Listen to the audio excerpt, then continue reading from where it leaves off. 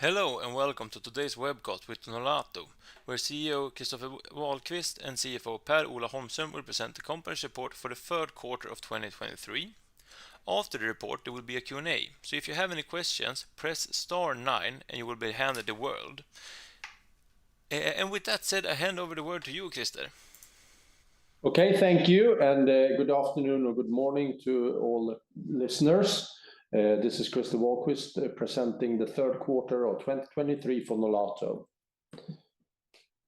On page 2 in the presentation deck, we summarize up the third quarter for the group, and our sales total to 2.3 billion Swedish kronor, and that is a 15% decrease if we adjust it for currency and acquisition.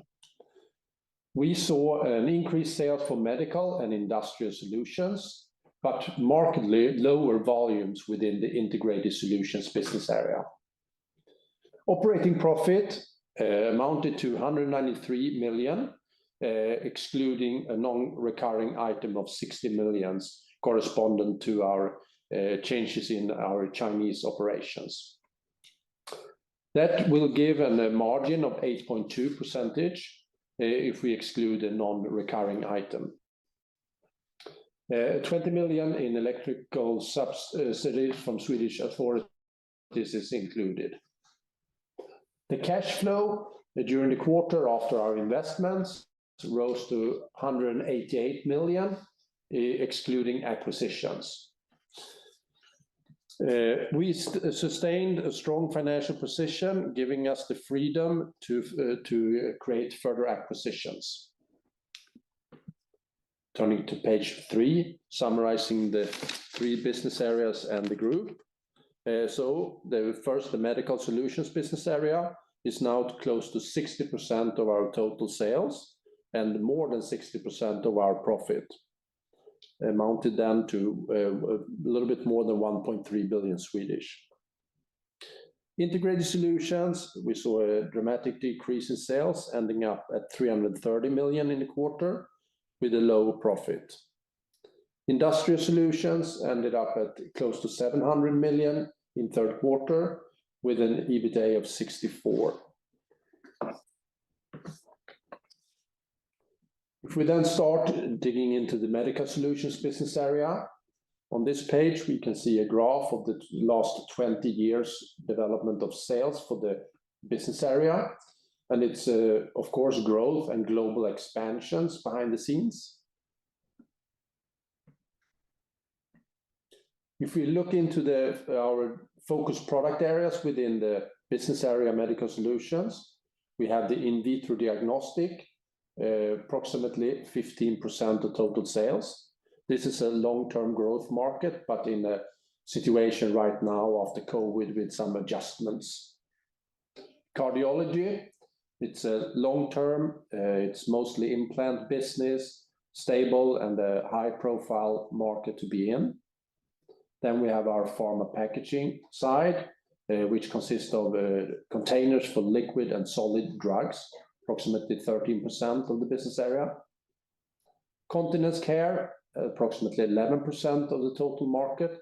This is a high volume market with huge quantities. Endoscopy and general surgery, approximately 22% of the business area sales. It's a market that has been fluctuating a little bit after COVID with the supply chain variations. And then drug delivery systems at 14%, consisting of auto-injectors, delivery devices for long-term injection of drugs into your system. The third quarter for medical solutions, we saw a 6% increase in sales, but if we adjust that for currency, it ended up at 1% increase. We saw continued inventory adjustment and a change in the customer mix within IVD sector. We saw somewhat lower volumes in the surgical area, but that is due to the variations of the supply chain after the COVID situation. We ended up at an EBITDA margin of 9.5% in the quarter, and we had approximately 10 million in electrical subsidies within Sweden. So sales ended up at 1.3 billion, operating profit 126 million in the quarter.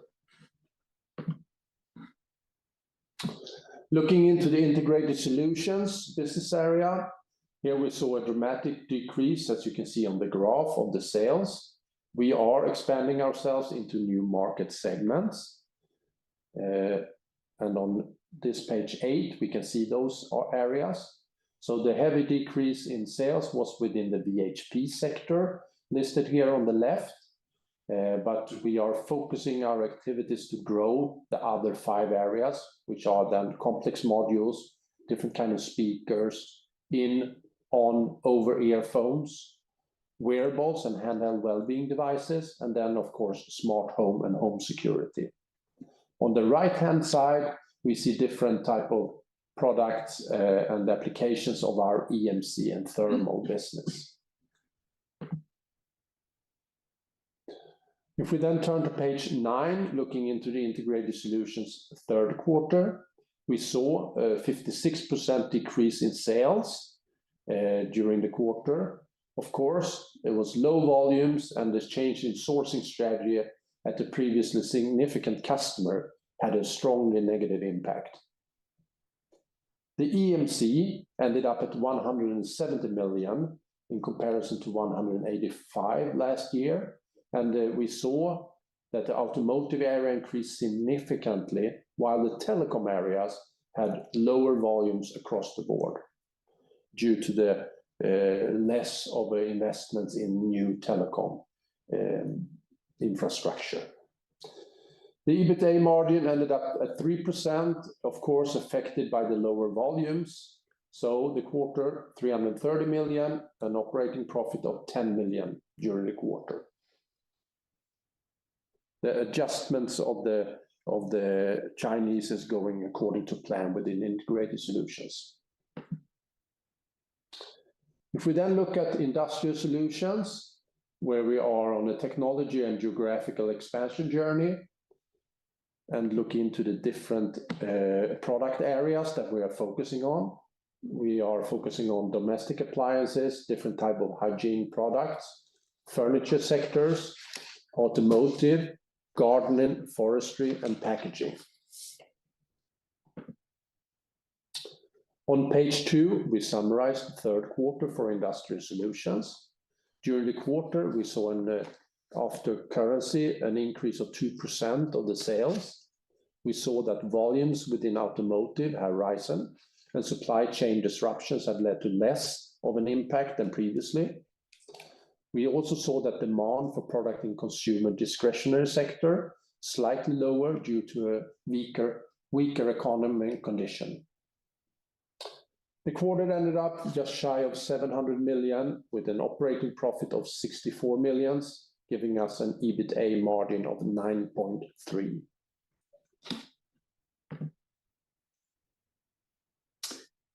Good afternoon, Per-Ola Holmström commenting on group financial highlights on page 13.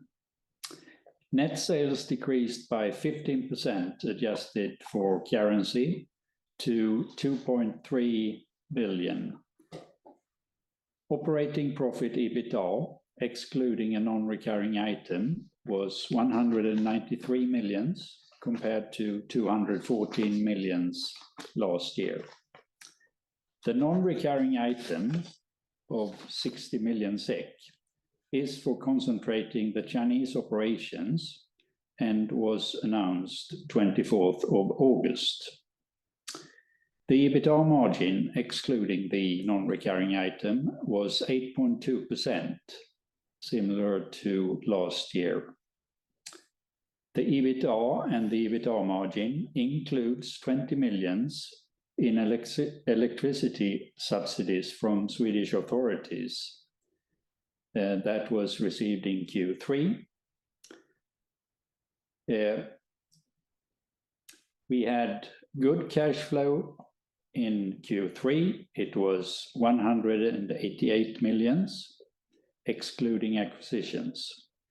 We had favorable change in working capital and comparatively low investments in the quarter. The fourth quarter this year is expected to have lower cash flow as a big part of the non-recurring item will be paid out in that quarter. We have a sustained strong financial position.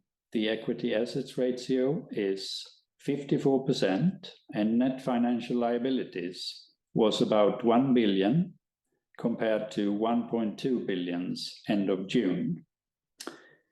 We expect CapEx to be between 450 million to 500 million for the full year 2023. Turning to page 14 on the current situation per business area, starting with medical solutions, we have a maintained growth strategy focusing on margins and margin improvements based on innovation and sustainability, of course, with deep and long-standing customer relationships. Within the integrated solutions business area, we are established position in new product areas. We have success in the automotive area that is positive for EMC, but very lower volumes within the telecom area. This business area is then, of course, affected by geopolitical concerns. Industrial solutions, we have advanced our market positions, emphasize a lot on sustainable solutions, but we see generally a weaker economy. We will now open up for questions. Thanks so much for the presentation. We will now start the Q&A. And to ask a question, press star 9 on your telephone. And to withdraw the question, press star 9 again. And I will start by hand over the word to the cell number that ends with 92.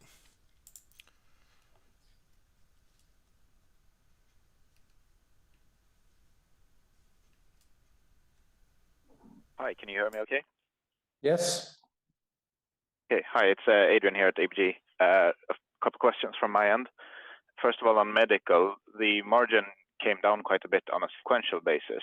And I understand there's some seasonal weakness in Q3, but 60 basis points down from Q2 is still quite significant. So can you just elaborate on what drove that difference? Yes. To start with, it was an increase in margin compared to the same quarter last year. But as you say, in comparison to earlier quarters this year, it was a decrease.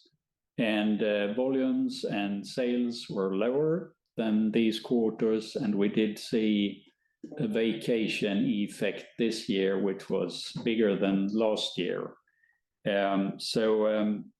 Those are the underlying changes, so to say, and explaining the lower margin as well. Okay, I understand. And then on the integrated, the downsizing you're doing at the moment right there, you haven't really given a concrete figure on the cost savings. Are you able to give some sort of quantitative indication on that? We commented that after the press message August 24, and we do see some effects during Q4, and we should be able to increase the margin within integrated solutions somewhat.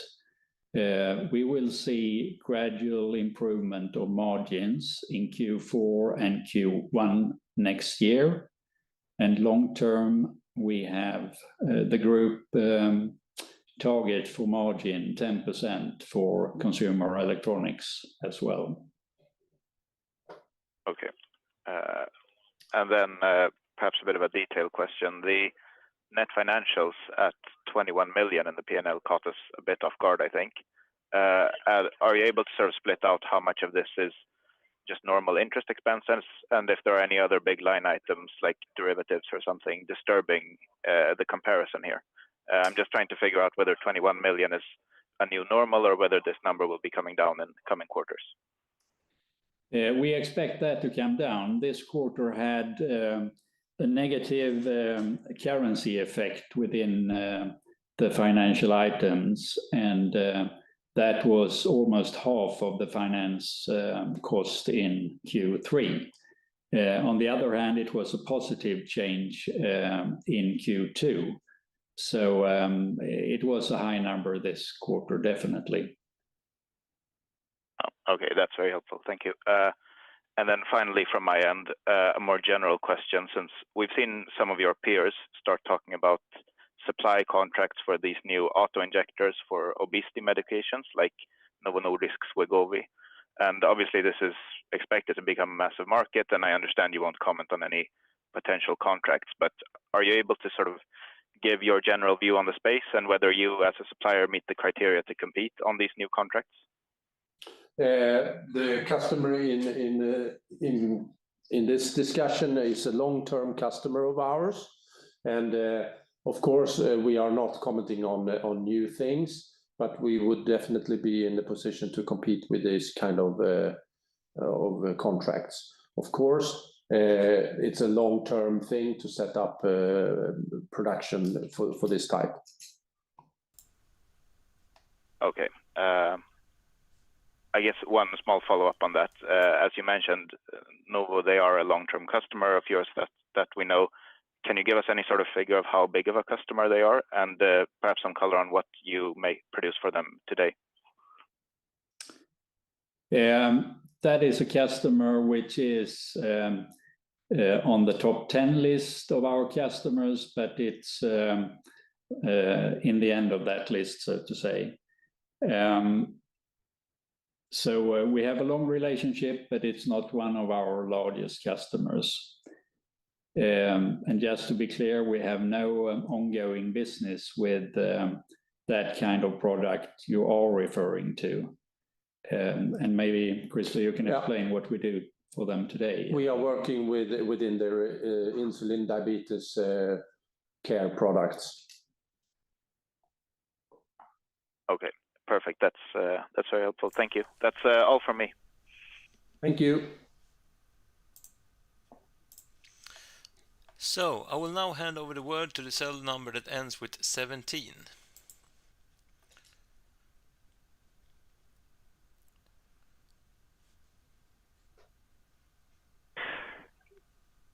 Hi, it's Carl here from Nordea. Can you hear me? Yes. Okay, very good. Just to follow up on the medical margin here. I mean, of course, buying that it's that Q3 is seasonally a bit weaker quarter, a smaller quarter, but looking at it, it's touching an all-time low, right? Adjusting for the electricity subsidies. So is it really just the seasonality? Because looking at, for instance, Q2 last year, you had raw material headwinds, right, as well. So I guess to what extent is the mix effect impacting in IVD? And also, what do you mean by sort of the statement where you say that the change in customer mix at the end of the quarter? What does that mean, really? The mix effect is not positive, but not a very big thing, I would say. Instead, it was a quarter with lower volumes and also volumes lower than we expected. So we had lined up a bit too much resources in this quarter, and vacation came in a bit more than we expected. And all in all, that did that the margins, together with the lower sales, was a bit disappointing, as you say. And taking the second part of that question relating to the IVD and the changes, it's the thing is there is a large tier 1 player in the field that the OEMs tend now to find new ways to supply themselves and rather go directly to the producer, which is then affecting short-term some of the volumes in the market.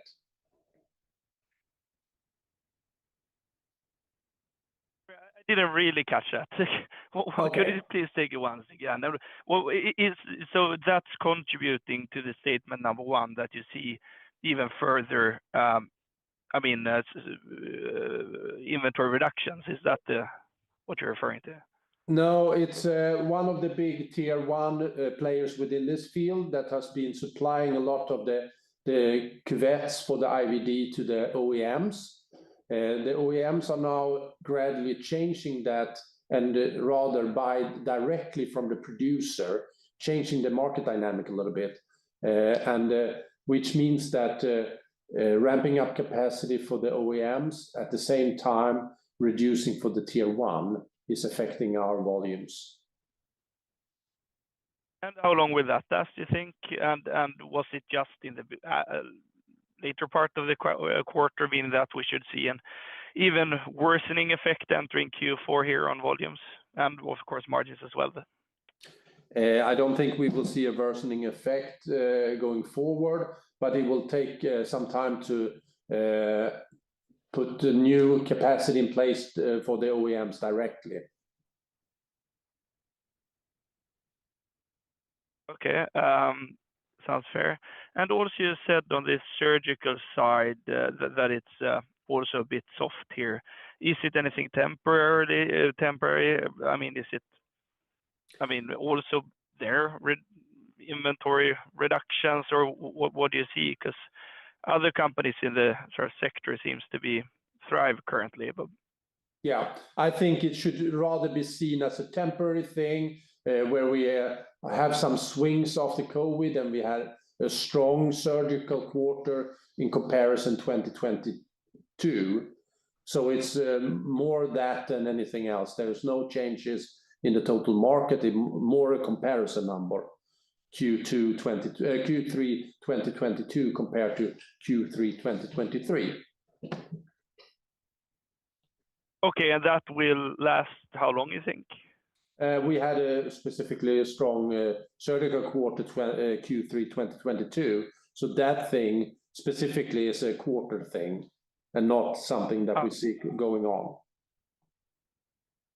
Okay, and also finally, perhaps on you're talking about achieving synergies between industrial and integrated. Could you talk a bit more about that? Is it just cooperation between the segments, or actually, merging plants, and also have you achieved any interesting sales leads from that so far? Is it too early on? Yeah. Integrated solutions is mostly working with integrating electronics into devices, and industrial is mostly working with the pure mechanical. And by addressing the same set of customers with both offerings and combining them, we see good synergies. And we have seen good opportunities that we have sort of built up together with customers by cross-selling and working together with the two parts of our businesses. Okay, very clear. Thank you. Thank you.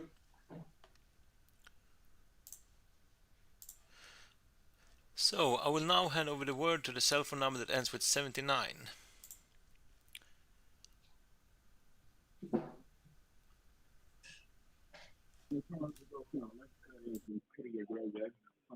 Hello, can you hear me? Yes. Yes, hi, it's Carl from SEB. Just coming back to the medical segment again. I mean, I was also a bit surprised by the lower growth here. And it doesn't really sound like it's anything that should last that long, but I'm just curious to hear your thoughts on next year. Are you afraid that growth will be a bit lower for next year for the medical side, or should we expect normal 7 to 8% organic growth in medical next year as well?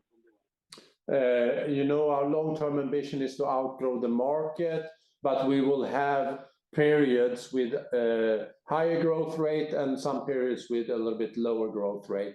And this quarter was lower, and it will vary between different quarters. Okay, but the weakness in surgery, I guess that it was a lot that you pushed out a lot of surgeries during the vacations last year, especially in the US, and that is now maybe not so much. So then I guess Q4 should be a bit better then, right? On the in terms of organic growth year over year? I think on the surgical side specifically, we would not have that effect in Q4. But then generally speaking, we are not giving prognosis on our growth quarter by quarter. Yeah. Okay. And then it's a question on the industrial side. I mean, you mentioned that the outlook for some of the segments is weakening, but automotive is still going strong. And we are seeing some signs, I think, in the market that auto demand maybe for 24 looks a bit soft when the backlogs are being run through. Can you say anything about what you see in the automotive business and if you still see growth during the coming quarters? Our main automotive market is the Scandinavian truck and car manufacturer. And we see, of course, there will be changes, but we see a continuously stable demand. Okay, that's good. And just on integrated again, did you say that you expect margins to increase gradually from Q3's level going forward here? That's correct, yes. Step by step. That was all for me. Yeah. Thank you. That's all for me. Thank you. So I will now hand over the word to the cell phone number ends with 94.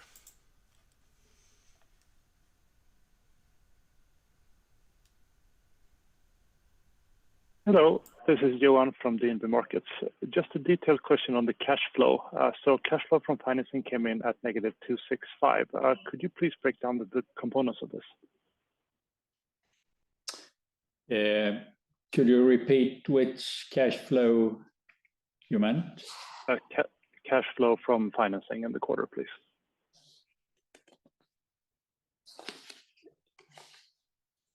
Yeah, the financing.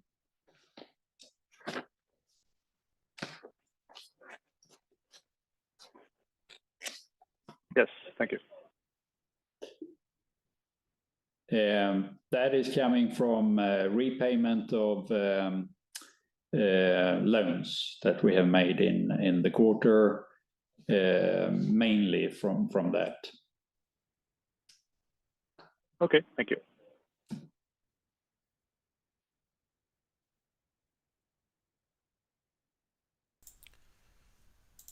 So, do anyone have any more questions? If you have any more questions, please raise your hand now.